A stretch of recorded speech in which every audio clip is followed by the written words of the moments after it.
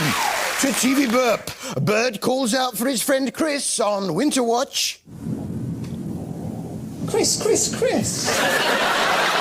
Toilet roll goes on holiday on Emmerdale.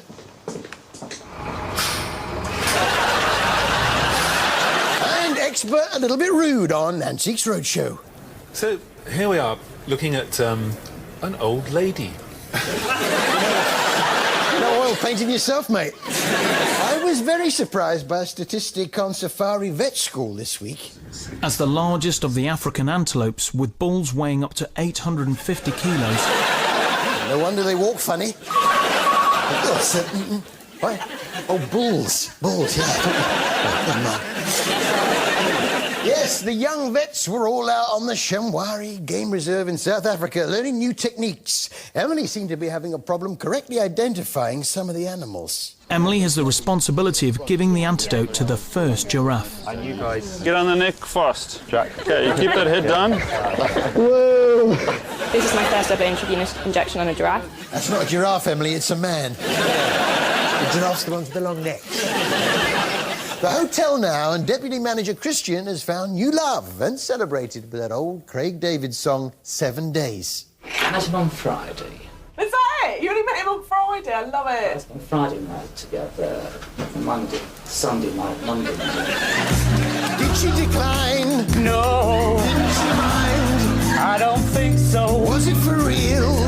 Damn sure. What was the deal? 2 nights in a double room en suite with a big buffet breakfast in the morning. Yes,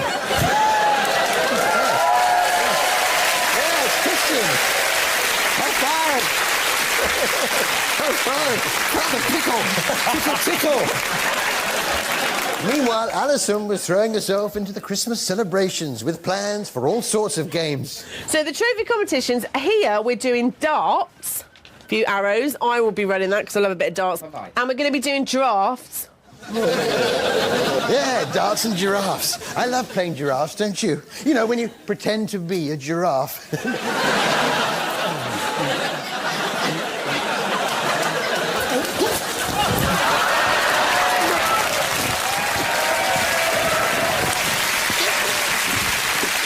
Giraffe, Emily, all right? Back off! Oops, sorry. Long necks! I was surprised to hear Moira speaking crockery on Emmerdale this week.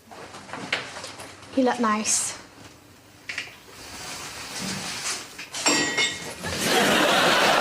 Yeah, it's quite tricky to speak crockery.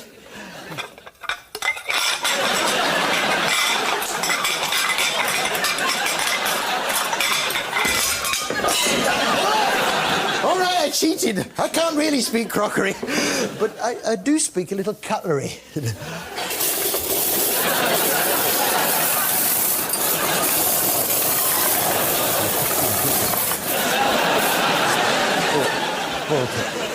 I did think it was brave of the Emmerdale producers to show Paddy's castration on TV this week. And we're ready to go. I do like a nice castration early in the morning, don't you?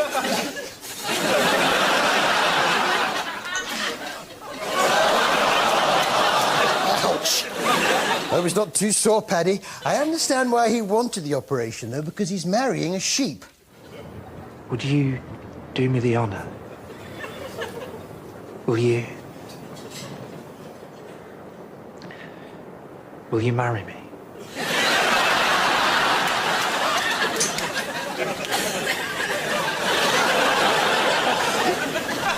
Why? Yeah, if you're marrying a sheep, you don't really want children because they wouldn't be accepted by Paddy's family or the sheep community. I think Bob had got his soap characters a little bit mixed up this week. Yeah, well, I suppose I should be grateful he's not flirting with me. The last bloke I worked for was a nightmare. What did he do? Put on a dress, call himself Shirley? No, that's EastEnders. Pigs. Remember Sandy's new song from last week? Oh, there's toffee in my shoe. Yeah, well, the big news is he's completed another couple of lines for it. An unfortunate lack of tea. Yeah, and then... Diabetes! So as it stands, so far, Sandy's song goes... Oh, there's toffee in my shoe. Unfortunate lack of tea. I have tears. I have tears. Oh, there's toffee in my shoe. Unfortunate lack of tea. I have tears. I have tears.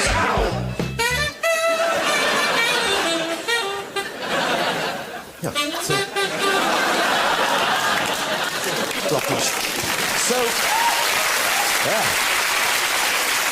I wonder what Pete Waterman's up to these days. Why have you had your haircut? I didn't have my haircut. Why haven't I had my haircut? Where's the manager? Go and tell the manager I want my haircut. All right, Grandad. The minibus is outside to take you back to the centre. Of course not. No, this was I'm in a boy band. I'm not. It seems that when putting together a boy band, there's a simple formula. Looking at boy bands in general, I mean, you do get certain characters that come through. There's the cute one, there's the tough one, there's the smart one. The cute one, the tough one, the smart one, and... I was a manic depressant. And I always was very, very shy. I was almost a hermit. Yeah, the manic depressive shy hermit one, yeah. One of the problems with the life in the spotlight is the possibility of a stalker. And Peter Noon from Herman's Hermits had one particularly dedicated follower. I had a stalker that stalked me all the way to Great Yarmouth. From where? Hey, Lowestoft? OK, not that funny to the rest of you, but I bet they're laughing their heads off in Norfolk. Lowestoft to Great Yarmouth. It'd be only 11 mile. Do it in 20 minutes. Oh, he's a right one, that Harry Hill. Of course, stalking can take various forms, as Matt Willis from Busted found out. I got sent some really weird stuff, you know, like, I mean, you kind of get, like I got sent a birthday card. When I opened it out, and when I opened it up, it had, like, pubes sellotaped into the inside. It was a long time ago, and I swear to God I haven't done it since. I've been to the year 3000. Not much has changed, but they live underwater. Julia Bradbury visited an interesting waterfall in Knaresborough on the great British countryside last week. Now, I like John Wayne's hat. And I like Agatha Christie's handbag, but oh, which is better? There's only one way to find out.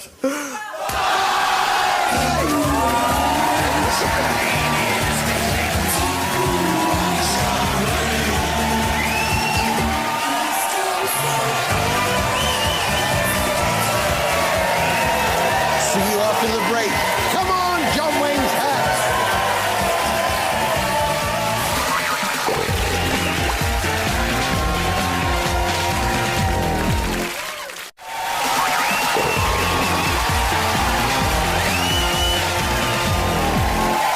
Welcome back to TV Burp. Beach does a wee on Winterwatch.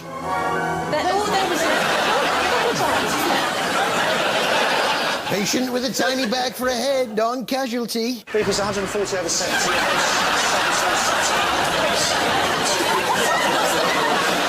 And world's greatest ventriloquist on Holby. Any idea where the professor is right now? It's my father you should worry. Hey, there's a new swimming show on BBC Two. Swimming with crocodiles. Don't fancy that much.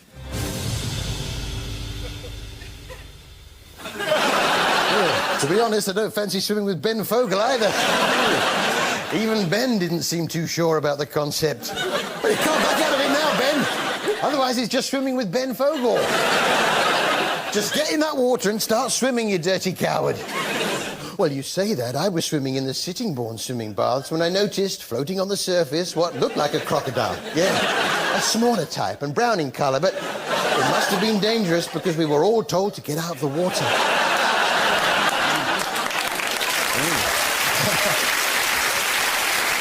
Swimming with crocs is dangerous, though. I mean, crocs can grow to be huge with an appetite to match.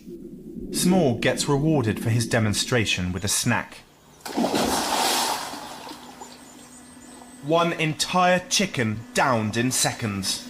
Bit like me and Nando's last night. A whole chicken in 2 sides, and I still had room for a bolo de coco for me pud. Ben's biggest concern was how he would react being attacked by a crocodile. After all, he's ever the TV professional. That's right, you've got to do your job, whatever the circumstances.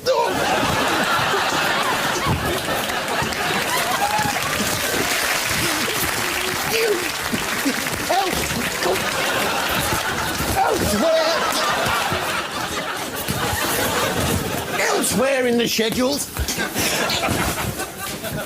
No, Emily! It's not a giraffe! It's a crocodile! Sorry. You dirty vet! Long necks!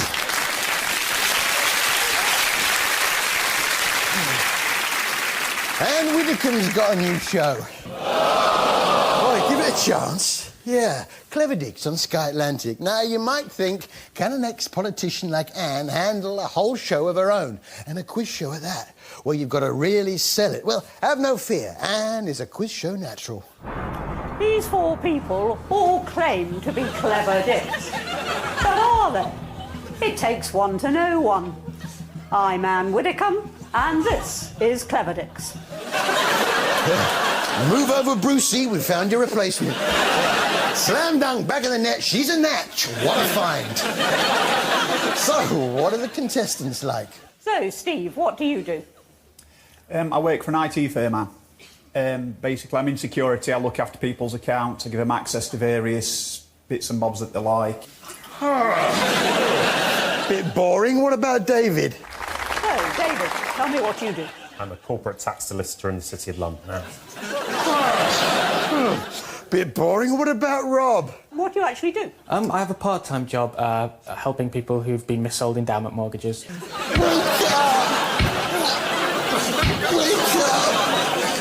What about Susan? What do you do? I'm a professional photographer. Oh, a photographer. That's a bit more interesting. Go to it, Anne. And what do you take? Photographs. See? Photographs. But say what you like about Anne's presenting style. When it comes to dealing with the public, the witty repartee comes thick and fast. How on earth did you know what Bob Wilson's middle name was? I'm not entirely sure. I think it was probably something from Question of Sport.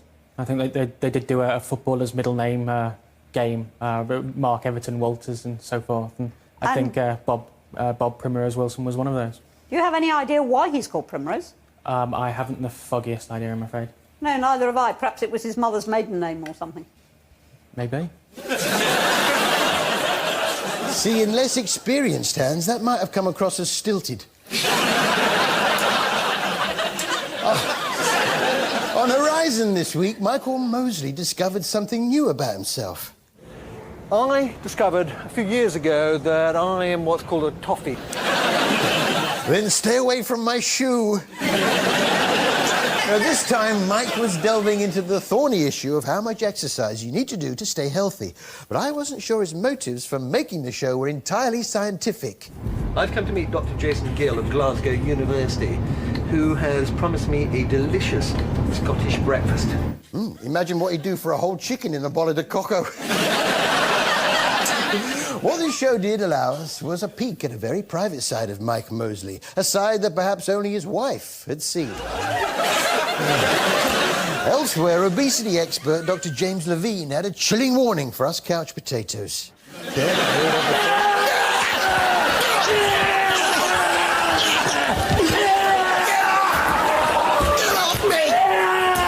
not a giraffe, Emily! It's not a giraffe!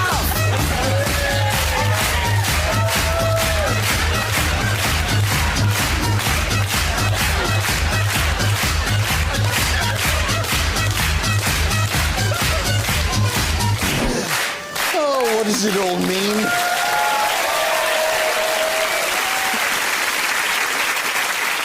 Hey, what's that sound? That's right, Eddie Stobart Trucks and Trailers is back. Oh, and it's as thrilling as ever. From Crick, Mark's travelling 90 miles to Lewisham with his cargo of juice. 90-mile juice delivery, come on! And he's not the only truck on the road. No, Lee is heading down to London to pick up some lights from Piccadilly Circus. But there's a tight schedule. From the Stobart depot in Park Royal, northwest London, Lee will travel 7 miles into the West End, where he'll collect the lights, which have been packed into 64 boxes. With 2 days to do the job, he needs to make 3 runs per day, collecting 12 boxes on each run. So Brummy Lee has his work cut out. He can only do 3 runs a day, max. And there's more. Take a wrong turn round there. It's trying to get back to where I need to go, so, and I don't know the area too well. He doesn't know the area too well. Yikes! 30 minutes behind schedule, and Lee's now heading into East London. Piccadilly Circus is the other way. He's heading into East London. You need to turn round, Lee. I think we may be heading in the right direction now. And he soon has Piccadilly Circus in sight. Oh, I don't think I can take much more of this. Yeah, great. Yeah, he's heading for the loading bay. But hang on. That is a serious problem. A van is in the loading bay, which is shared by other companies. Oh, it's not just one, it's 2. 2 vans in the loading bay. But hang on, that means... What I'm going to have to do now is what every driver absolutely detests. A blindside reverse into a tight loading bay. A blindside reverse into a tight loading bay! But hang on, Lee's driving a 33-foot Mercedes Atego, ain't he? The turning circle on that is... The turning circle is not that great. Not that great! After a 12-point turn, the truck seems to be going. Hopefully now, we'll just swing it round. She'll follow me round. But he's not done. Lee has to straighten up, and it's tight. He's got to straighten up, and it's tight! And he's in. Oh, thank God for that. Oh, Stitch, I'm exhausted. What? Not over yet? You serious? Yeah. Lee's got a parking ticket.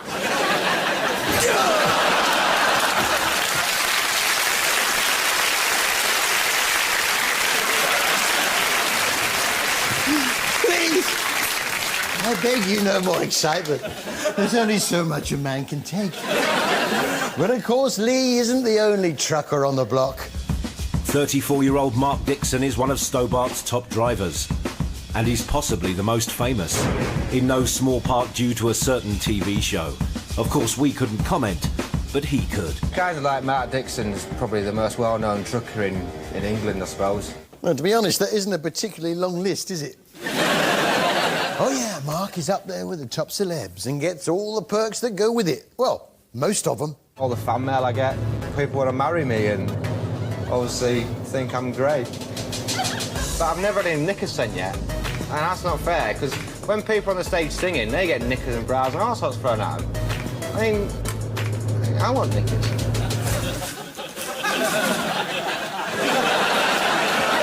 Ever? No.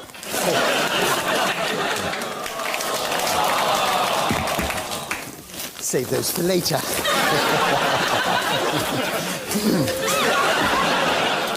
Yes, Mark is so famous that when he turned up to the Eddie Stobart annual truck rally, Stobart Fest, he virtually caused a riot. Yeah, actually, I went along and got an autograph. I'm done. I'm not done. But who signed the most autographs? Yeah, I was pleased with that. Want to see it?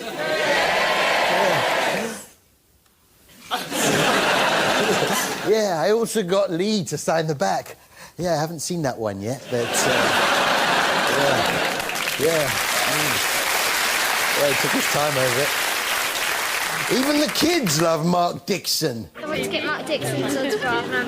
If I had to choose between Mark Dixon and JLS, I'd choose Mark Dixon. Yeah, so to sing us out, you're never going to believe this. Yes, we've got him. It's Eddie Stobart's Mark Dixon. You know you need someone when you need so strong. When they're there, you don't know how to go on. So the whole world's stuck in a moment. standing still until they come back. Everybody in love, come put your hands up. Everybody in love, come put your hands up. If you're in love, come put your hands up. If you're in love, put your hands up, put your hands up. Thanks, Mark. Present for you. I'll save those for later. Mark Dixon! That's all from us. Good night. Brilliant. Well, she's certainly got a better voice than Mark Dixon. R&B superstar Rihanna is on the Jonathan Ross Show tonight at 9:20 after The Choice in the Dating Game is Brutal next on Take Me Out.